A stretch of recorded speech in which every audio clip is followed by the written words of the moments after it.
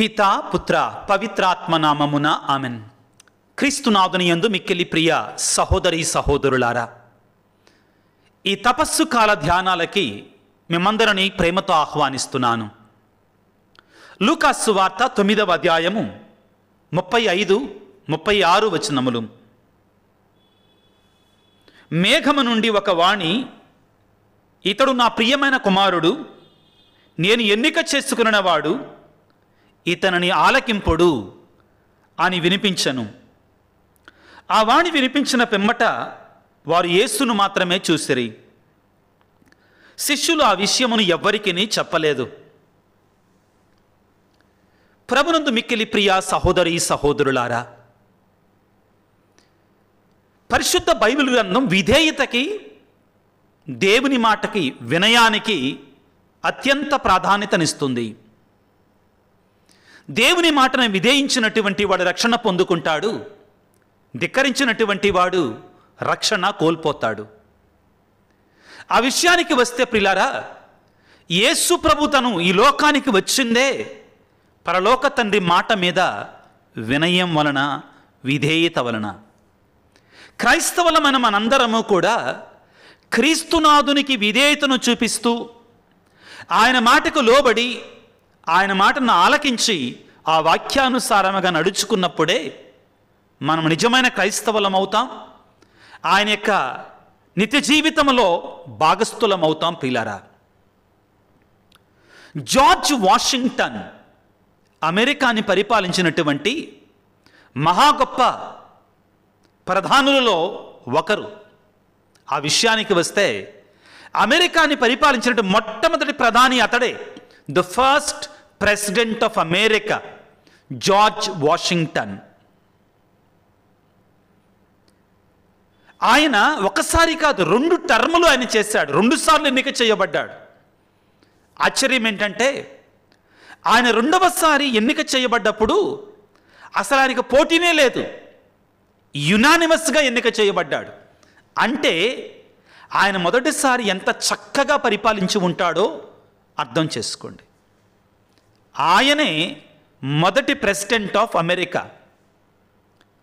అమెరికన్లందరూ కూడా ఈ జార్జ్ వాషింగ్టన్ని ఫాదర్ ఆఫ్ ద నేషన్, మన భారతదేశంలో మహాత్మా గాంధీని ఏ విధంగా ఫాదర్ ఆఫ్ ద నేషన్ అని పిలుచుకుంటామో, అలాగానే జార్జ్ వాషింగ్టన్ని ఫాదర్ ఆఫ్ ద నేషన్ అని పిలుస్తూ ఉంటారు.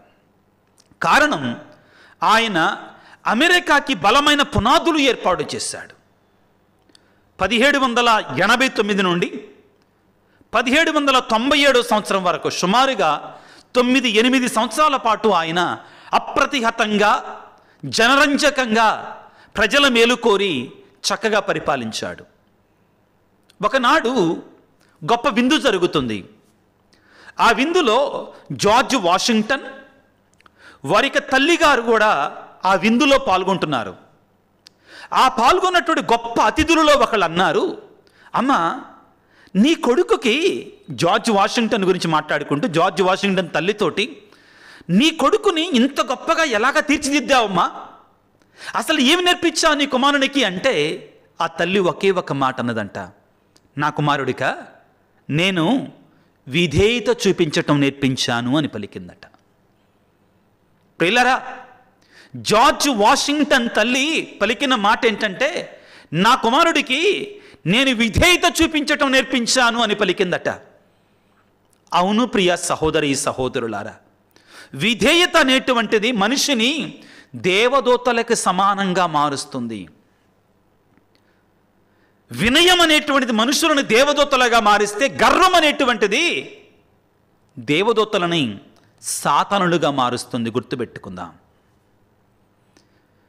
ఆదిలో ప్రియులారా, లూసిఫర్ అనేటువంటి వాడు కూడా ఒక దేవదూతే. గర్వం కారణంగా సైతానుగా మారిపోయాడు. గర్వం అనేటువంటి దేవదూతలను కూడా సాతానులుగా మార్చివేస్తుంది. జాగ్రత్త పడాలి. ఈనాడు ప్రియులారా, సువిశేషములో లూకాసు వార్త 9వ అధ్యాయం 35వ వచనములో ఒక మేఘము నుండి ఒక స్వరం వినపడుతుంది యేసయ్య గురించి. ఏమిటి? ఇతడు నా ప్రియమైన కుమారుడు, ఇతను నేను ఎన్నిక చేసుకుంటుని, ఇతనిని ఆలకించండి. ఈ మాట చాలా ముఖ్యం. యేసు ప్రభువు 3 శిష్యులను తీసుకొని తాబోరు పర్వతం మీదకి వెళ్ళారు. అక్కడ ఆయన తన యొక్క దివ్య రూపాన్ని శిష్యులకి కనిపించేటట్లుగా చేశారు. లూకా సువార్త 9వ అధ్యాయం 28వ వచనంలో, ఈ బోధలు చేసిన పిదప దాదాపు 8 దినములకు పేతురు, యోహాను, యాకోబులను వెంట పెట్టుకొని ఆయన ప్రార్థన చేసుకొనుటకై పర్వతము పైకి వెళ్ళెను. ప్రార్థన చేసుకొనుచుండగా అతని ముఖము మార్పు చెందెను, ఆయన వస్త్రములు తెల్లగా ప్రకాశించెను. దివ్య రూపాన్ని పొందుకుంటున్నారు యేసు ప్రభు. భయపడిపోయారు శిష్యులు. ఆ సమయంలోనే మోషే, ఏలియాలు వచ్చి యేసు ప్రభుతో సంభాషించారు. దేని గురించి? ఎటువంటి మరణాన్ని యేసు ప్రభు పొందబోతున్నాడు, ఎటువంటి సిలువ మరణాన్ని యేసు ప్రభు అనుభవించబోతున్నాడు, దాని గురించి మోషే, ఏలియాలు ఇద్దరూ కూడా యేసు ప్రభుతో సంభాషించారు. ఆశ్చర్యం ఏంటంటే మోషే, ఏలియాలు ఎప్పుడో ఇంతకుముందు జీవించినటువంటి వారి కొన్ని వందల, ఆ విషయానికి వస్తే మోషే ముఖ్యంగా 1000 సంవత్సరాలకు పైగా ముందు జీవించినటువంటి వాడు. కానీ ఇప్పుడు ఆ తాబోరు పర్వతం మీద యేసు ప్రభు తన దైవత్వాన్ని శిష్యులకు చూపిస్తుంటే వారిరువురు కూడా పరలోకం నుండి దిగి వచ్చారు. దేని గురించి మాట్లాడుతున్నారు? యేసు ప్రభు పొందబోయేటువంటి శ్రమలను గురించి, సిలువను గురించి, మరణాన్ని గురించి, పునరుత్థానాన్ని గురించి, ఆయన పొందబోయే మహిమని గురించి. ప్రియులారా, ఆ సందర్భములో మేఘమండలము తెరవబడటము, అక్కడ నుండి ఒక స్వరము వినపడటము. ఏమిటి అది? ఇతడు నా ప్రియమైన కుమారుడు, ఇతని గురించి నేను ఆనందించుచున్నాను, ఇతను నేను ఎన్నిక చేసుకున్నాను, ఇతనిని ఆలకించండి. ఇది మొదటిసారి కాదు ప్రియులారా. యేసు ప్రభువు గురించి పరలోక తండ్రి స్వర్గద్వారాలను విప్పి ఇతడు నా ప్రియమైన కుమారుడని పలకటం ఇది మొదటిసారి కాదు. యేసు ప్రభు జ్ఞానస్నానాన్ని పొందినప్పుడు, బాప్తిస్మాన్ని యోర్దాను నదిలో బాప్తిస్మ యోహాను చేత స్వీకరించినప్పుడు అప్పుడు కూడా పలికాడు ఈ మాటని. మత్తయి శుభవార్త 3వ అధ్యాయము 17వ వచనములో, అప్పుడు ఆకాశము నుండి ఒక దివ్యవాణి, ఇతడు నా ప్రియమైన కుమారుడు, ఈయనను గురించి నేను ఆనందించుచున్నాను. ఇతడు నా ప్రియమైన కుమారుడు, ఇతని గురించి నేను ఆనందించుచున్నాను అని పలుకుతున్నాడు. ప్రభునందు మిక్కిలి ప్రియులకు సహోదరి సహోదరులారా, తాబోరు పర్వతం మీద యేసు ప్రభు ఉన్నప్పుడు కూడా ఇదే స్వరాన్ని మనం వింటాం. మత్తయి శుభవార్త 17వ అధ్యాయము 5వ వచనములో, ఇంతలో ఒక మేఘము వలన ఆవరించెను, అప్పుడు అదిగో ఆ మేఘము నుండి, ఇతడు నా ప్రియమైన కుమారుడు, ఇతని గురించి నేను ఆనందించుచున్నాను, ఇతని గురించి నేను ఆనందభరితుడనైతిని అని పలికిన తర్వాత ఇక్కడ ఇంకొక మాటని దేవుడు అంతకుముందు ఆయన బాప్తిస్మాన్ని పొందినప్పుడు చెప్పని మాటని ఇక్కడ మరొక మాట చెప్తున్నాడు. ఏమిటి అంటే, ఇతనిని ఆలకింపుడు, ఇతనిని ఆలకింపుడు. ఈ మాట చాలా ముఖ్యమైనటువంటిది. ఆలకించుడు అంటే అర్థం ఏమిటి? ఇక్కడ ఊరికే ఏ చెవులో విని ఈ చెవులో విడిచిపెట్టటమా? కాదు. ఆలకించటం అంటే అనుసరించటం. పరలోక తండ్రి ప్రియులారా, ఆనాడు శిష్యులకి, ఈనాడు క్రైస్తవులందరికీ కూడా ఒక ఆజ్ఞ జారీ చేస్తున్నాడు. నా ప్రియమైన కుమారుడు, నేను ఎన్నుకున్నటువంటి వాడు, అభిషిక్తుడైనటువంటి వాడు, నా కుమారుడైన క్రీస్తు ప్రభువుని మీరు అనుసరించండి, ఆలకించండి, అనుసరించండి.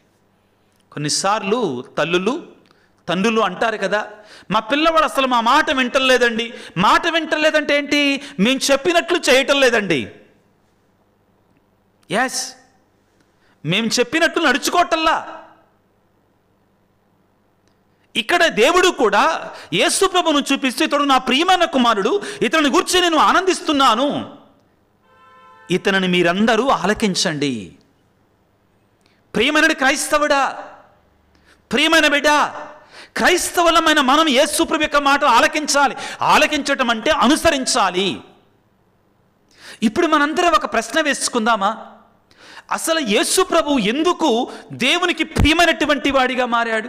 ఎందుకు పరలోక తండ్రి ఆకాశ ద్వారం తెరిచి మరి ఇతడు నా ప్రియమైనటువంటి వాడు, ఇతని గురించి నేను ఆనందిస్తున్నాను అని ఎందుకు అనాల్సి వచ్చింది అంటే, యేసు ప్రభువులో ఉన్నట్టు విధేయత.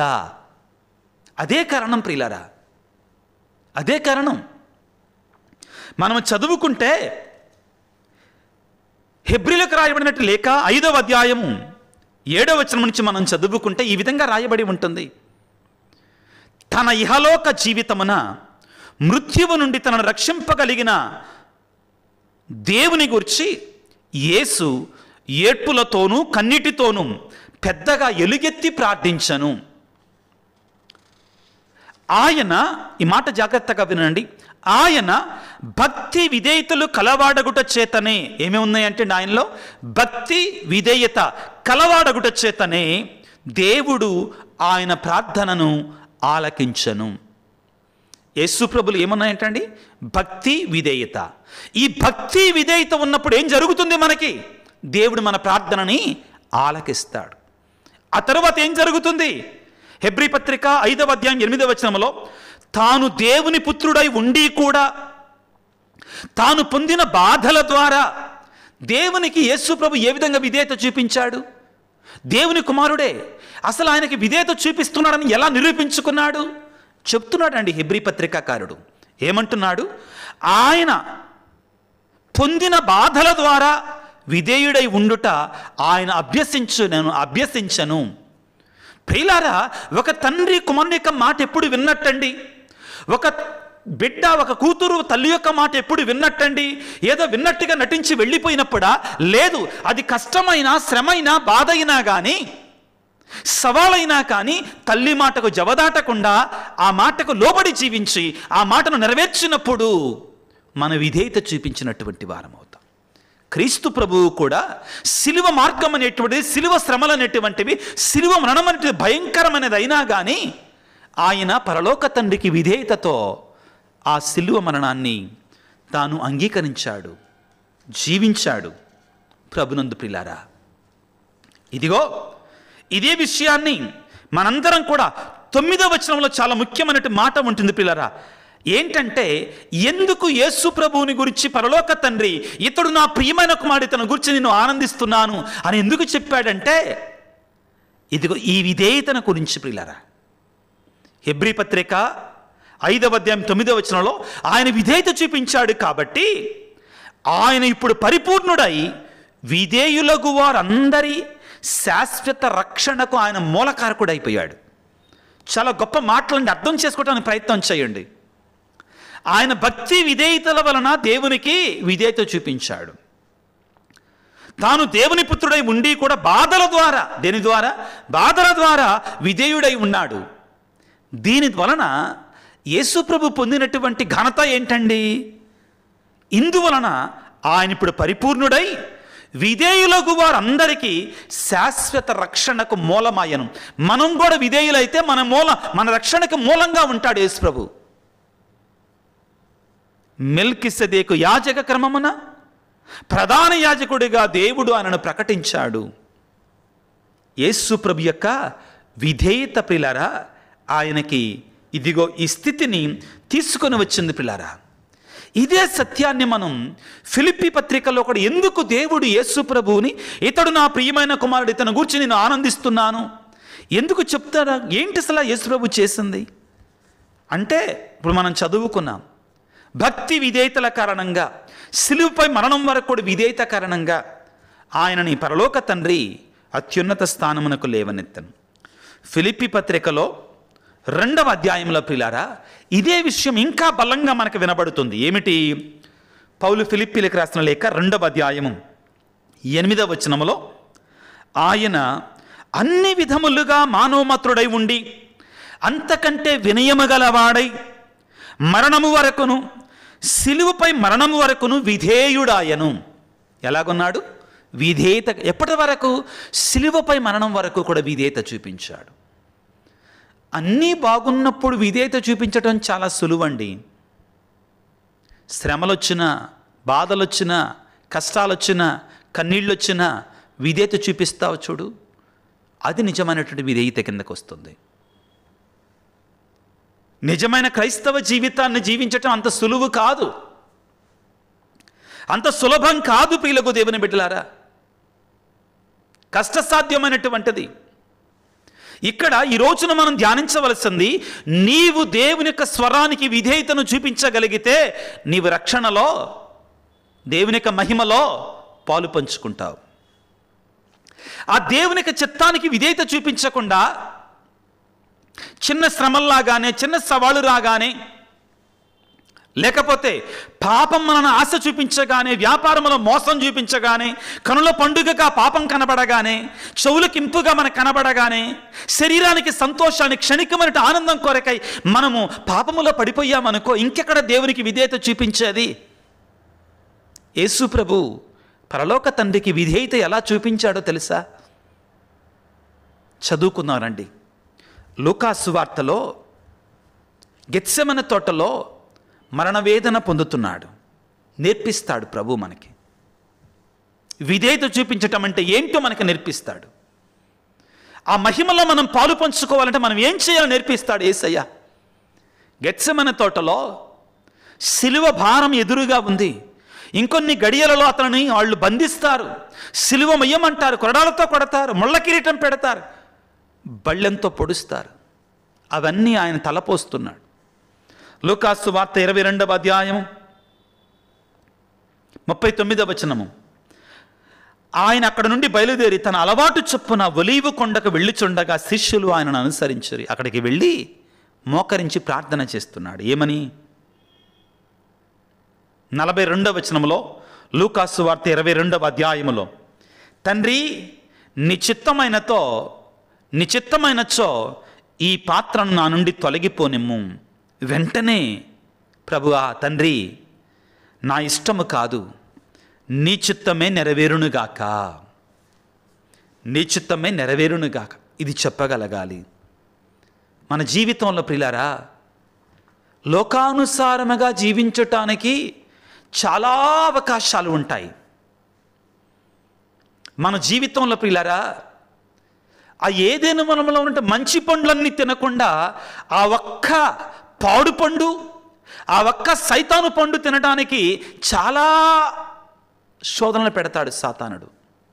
ఆ పండు మనకి కనులకు ఇంపుగా ఉంటుంది, పాపం అనేటువంటిది తినుటకు రుచికరముగా ఉండును, ఇది తినడం ఎంత బాగుండును అనిపిస్తుందండి పాపం అనేటువంటిది ప్రియులారా.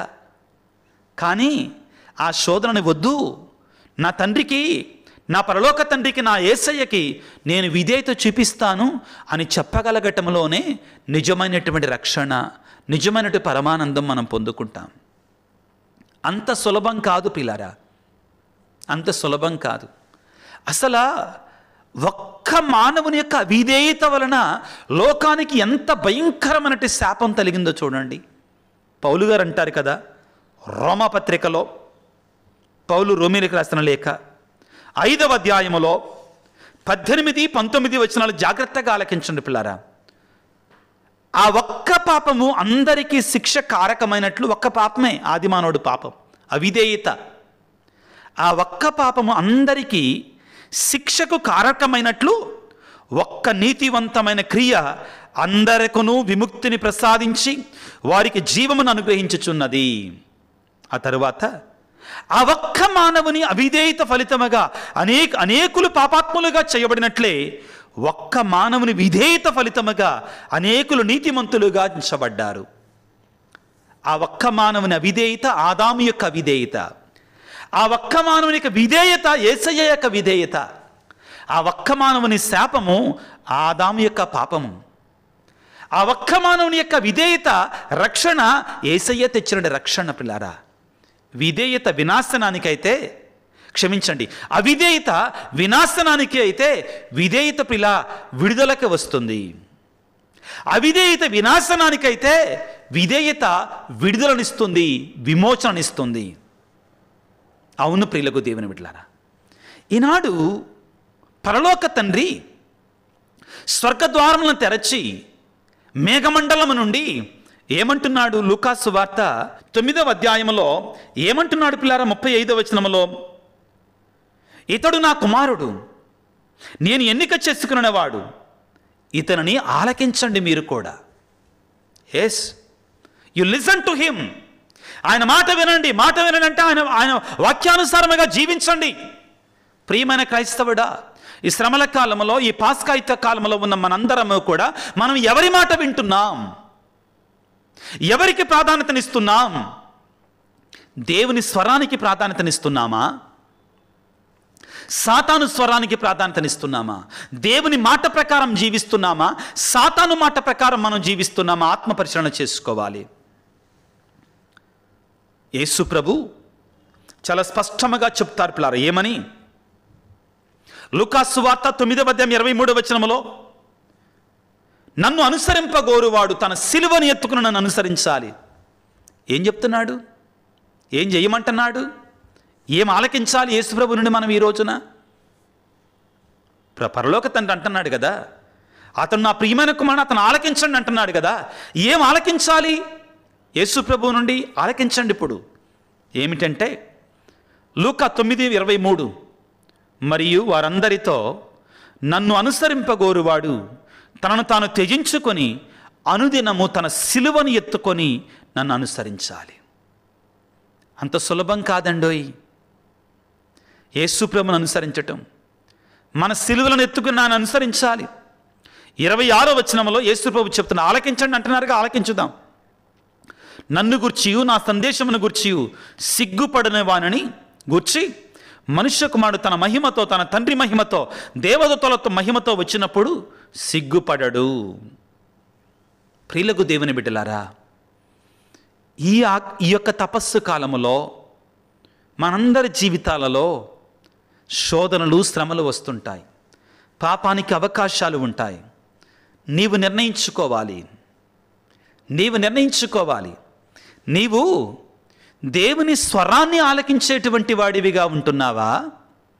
సైతాను స్వరాన్ని ఆలకించేటువంటి వాడివిగా ఉంటున్నావా? ఒక గ్రామంలో ఒక వ్యక్తి ప్రతి ఆదివారం టంచనగా 6:30 గంటలకి గుడికి వెళతా ఉండేవాడు. 7 గంటలకి పూజ కాబట్టి. ఒక వ్యక్తి ఇతనిని పరిశీలించాడు. ఇతను ఇంత కరెక్ట్గా అర్ధగంట ముందెళ్తున్నాడు గుడికి, ఏంటి అనకున్న భక్తి అని పరిశీలిస్తే ఒకరోజు అతనికి తెలిసింది ఏంటంటే, అయ్యా ఇతను మోగవాడు, చెవిటివాడు, మాట్లాడాడు, వినలేడు. అతను ఆశ్చర్యపోయాడు.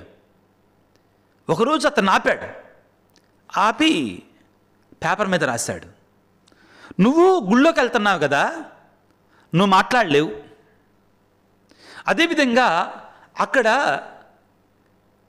గురువు ఏం చెప్తున్నాడో, ప్రజలు ఏం చెప్తున్నారో మాట్లాడుకుంటున్నారు, ఏం జరుగుతుంది నీకు అర్థం కాదు కదా, ఇంకా ఎందుకు వెళ్తావు గుడికి, ఏం ఉపయోగం అంటే, ఆయన మరలా ఆ పేపర్ తీసుకొని, నేను గుడికి వెళ్ళేది ఎందుకంటే నేను వినలేకపోయినా, నేను మాట్లాడలేకపోయినా అక్కడ దేవుడు ఉన్నాడని నాకు తెలుసు, అక్కడ దేవుడి మహిమ ఉందని నాకు తెలుసు.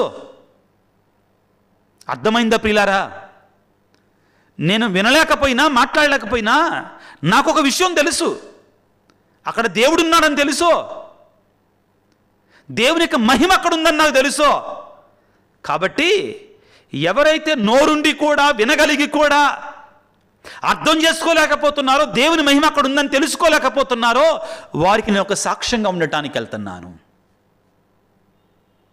ప్రియులారా, నీవు నేనేం చేస్తున్నాం, ఏ విధంగా జీవిస్తున్నాం? ఈనాడు ప్రభు అడిగేది ఇదే ప్రియులారా. ఆయన స్వరాన్ని వింటున్నామా? ఆయన స్వరం ప్రకారం మనం జీవిస్తున్నామా? ఆత్మ పరిశీలన చేసుకుందాం. ఇశ్రాయేలు ప్రజల గురించి యెహోవా దేవుడు ఒక మాట మాట్లాడాడు ప్రియులారా. ఇశ్రాయేలు దేవుడి గురించి మోషేతోటి యెహోవా దేవుడు ఒక మాట మాట్లాడారు. నేను వీరికి ఎంత చెప్పినా నా మాట వినరో, వీరు పెడసరపు మంద అన్నాడండి. వీరు ఒక పెడసరపు మంద అన్నాడు పిల్లారా. నీవు నేను కూడా దేవుని యొక్క స్వరాన్ని ఆలకించినటువంటి పెడసరపు మందలాగా మనం ఉన్నామా? లేక యెషయా గ్రంథములో 1వ అధ్యాయములో దేవుడు పిల్లారా ఎవరైతే దేవుని యొక్క స్వరాన్ని వినకుండా వెళ్ళిపోయారో ఇశ్రాయేలు ప్రజలు, ఎంత చెప్పినా కానీ, ఎంత పిలిచినా కానీ ఆయన సన్నిధికి రాలేదో వారిని గూర్చి పరలోక తండ్రి ఏమన్నాడంటే, ప్రియులారా, ఆ తన జనాన్ని ఒక ఎద్దుతో ఒక గాడిదతో పోల్చుకుంటూ, ఎద్దుకు యజమానుడు ఎక్కడ మేత వేయనో తెలుసు, గాడిదకి ఎక్కడ కుడితి పెట్టినో తెలుసు, కానీ ఈయన ప్రజలు మాత్రము, ఈయన జనులు మాత్రము నా స్వరమును ఆలకించరు అని పలికారు. ప్రియ దేవుని బిడ్డ, నీవు ఎవరి స్వరాన్ని వింటున్నావు? దేవుని స్వరం మెల్లగా ఉంటుంది. దేవుని స్వరాన్ని వినాలంటే కొన్ని ప్రత్యేకమైన స్థలాలకు వెళ్ళాలి. ఎక్కడ పడితే అక్కడ నువ్వుంటే వినపడదు. సాతాను స్వరం అన్ని చోట్ల ఉంది, పుష్కలంగా ఉంది, చాలా గంభీరంగా ఉంది. డీజే సౌండ్లతో వినిపిస్తున్నాడు సాతానుడు మనకే. తన యొక్క స్వరాన్ని కాదంటారా? వాల్ పోస్టర్స్ అన్నీ టీవీల నిండా నింపేస్తున్నాడో, మన చెయ్యి కూడా పవిత్రమైన దాన్ని ఫుల్గా చూడలేం మనం. జాగ్రత్త బిడ్డ. ప్రభు అంటున్నాడు ఈ రోజున, ఇతడు నా ప్రియమైన కుమారుడు, ఇతను మీరు ఆలకించండి, ఇతను మీరు ఆలకించండి. యోహాను సువార్తలో 15వ అధ్యాయము 14వ వచనంలో, పిల్లారా, నేను చెప్పినట్లు మీరు చేసినచ్చో మీరు నా ప్రేమ యందు నెలకొని ఉందురు. మీరు నా యొక్క బిడ్డలుగా పిలువబడతారు, నా శిష్యులుగా పిలువబడతారు. మనం చేస్తున్నామా? యేసు ప్రభు చెప్పినట్లుగా మనం చేస్తున్నామా? ఆత్మ పరిశీలన చేసుకున్నా పిల్లరా. యోహాను సువార్త 15వ అధ్యాయము 14వ వచనంలో పిల్లరా, ప్రభు అంటున్నాడు, నేను ఆజ్ఞాపించిన వానిని పాటించినచో మీరు నా స్నేహితులై ఉందురు. మీరు నాకు ఇష్టలుగా ఉంటారు, మీరు నాకు ఇష్టమైనటువంటి వారిగా ఉంటారు, మీరు నన్ను స్నేహితులుగా నేను మిమ్మల్ని చూస్తాను. దావీదట దేవుని హృదయానికి దగ్గరవాడిగా జీవించాడట.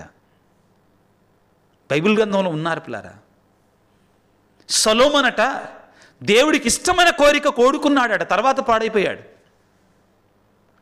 నీవు నేను ఎలాగా ఉన్నాం? ప్రభు అంటున్నారు, నేను ఆజ్ఞాపించిన వారిని మీరు పాటించినచో మీరు నా స్నేహితులై ఉందరు. యోహాను సువార్త 13వ అధ్యాయం 17వ వచనంలో ఈ విధంగా పలుకుతున్నాడు, ఈ సంగతులను మీరు ఎరుగుదురు, దీని ప్రకారం మీరు నడుచుకున్నచో మీరు ధన్యులు. దీని ప్రకారం మీరు నడుచుకున్నచో మీరు ధన్యులు. దేని ప్రకారం? యేసయ్య మాట ప్రకారం మీరు నడిస్తే మీరు ధన్యులు. ప్రియులారా, వేడుకుందాం ఈ రోజున. ఏం చెయ్యాలి మనం? దేవుని యొక్క స్వరాన్ని ఆలకించటం అంటే పవిత్రమైన జీవితాన్ని జీవించాలి, పాపానికి దూరంగా ఉండాలి, శరీర కార్యాలకు దూరంగా ఉండాలి, మోసాలకు దూరంగా ఉండాలి, 10 ఆజ్ఞలకు లోబడి ఉండాలి, తిరుసభ కట్టడలకు లోబడి ఉండాలి. పిల్లారా, ఇది మనందరం కూడా చేయగలగాలి. మనం ఈ 10 ఆజ్ఞలను అర్థంలో చూసుకొని నేను వీటిని పాటిస్తున్నానా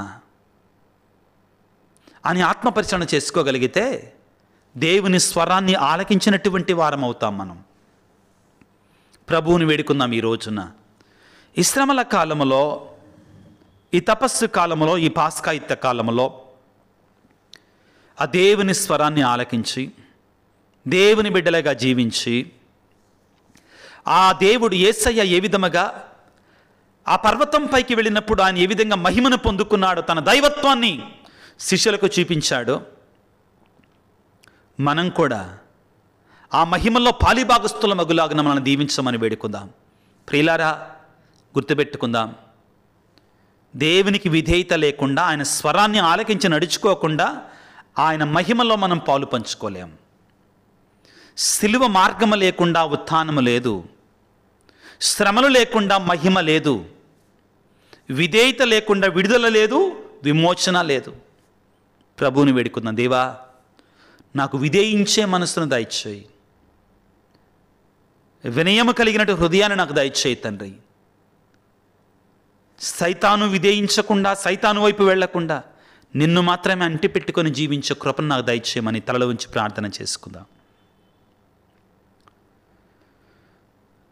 సర్వశక్తిమంతుడా, సర్వోన్నతుడా, ప్రేమామయుడా, నీకు స్తోత్రాలు, వందనాలు ప్రభువా. ఈనాడు మీరు మాకు చాలా స్పష్టముగా, అర్థవంతంగా, సూటిగా ప్రభువా నీ స్వరాన్ని ఆలకించటం అంటే ఏంటి, నీ చిత్తాన్ని చేయటం, నీ ఆజ్ఞలకు లోబడి జీవించటం అని నేర్పించారు. ఎప్పుడైతే మేము నీ చిత్తానికి లోబడి, నీ ఆజ్ఞలకు లోబడి జీవిస్తామో, ఈనాడు నీవు తాబోరు పర్వతం మీద పొందినటువంటి ఆ దివ్య మహిమ, దివ్య రూపం మీరు మాకు కూడా ఆ నిత్య జీవితము రోజున ప్రసాదిస్తారని మేము నమ్ముచున్నాం. తండ్రి, నీ పరిశుద్ధాత్మ అభిషేకాన్ని మాకందరికి దయచేయండి. నీ ఆత్మ వర్షముతో మమ్మల్ని నింపండి. ఓ ప్రేమామయుడా, ఈనాడు ప్రత్యేకమైన రీతిలో ప్రభువా ఈ శ్రమల కాలంలో నేను అంటి పెట్టుకొని జీవించడానికి ప్రయత్నం చేస్తున్నా మమ్మందరిని దీవించండి ప్రభువా. సాతాను స్వరాన్ని వినకుండా నీ స్వరాన్ని వినే బిడ్డలుగా మమ్మల్ని దీవించండి నాయన. ఈ వాక్య పరిచర్యలో పాల్గొన్న ప్రతి బిడ్డను మీరు దీవించండి. మా కోసం ప్రార్థించండి అని వివిధ ఉద్దేశాలు, తలంపులు ఈ వీడియో క్రింద ఉంచినట్టు వారందరి కొరకే ప్రార్థన చేస్తున్నాను. వ్యక్తిగతంగా మా కొరకు ప్రార్థించండి స్వామి అడిగినటువంటి వారందరినీ కూడా ఇదిగో ప్రభువా ఈ ప్రార్థనలో ఏకీభవిస్తున్నాను. ప్రభువా, ఎవరైతే వివిధ రూపాలలో ప్రభువా ప్రార్థన చేస్తూ ఈ పరిచర్య కొరకే ఆర్థికంగా సహాయం చేస్తూ ముందుకు నడిపిస్తున్నారు, వారందరి కొరకే ప్రార్థన చేస్తూ ప్రతి బిడ్డను కూడా ప్రభువా ఈ శ్రమల కాలంలో దీవించమని మా ప్రభు అయిన క్రీస్తు ద్వారా వేడుకొనుచున్నాము తండ్రి, ఆమెన్. ప్రభువు మీతో ఉందురుగాక, మీ ఆత్మతో ఉందురుగాక. సర్వశక్తి గల సర్వేశ్వరుడు పిత, పుత్ర, పవిత్రాత్మ మిమ్ము మీ కుటుంబాలను చల్లగా దీవించి ఆశీర్వదించి కాపాడుదురుగాక. God bless you. దేవుడు మిమ్ము దీవించుగాక. ఆమెన్.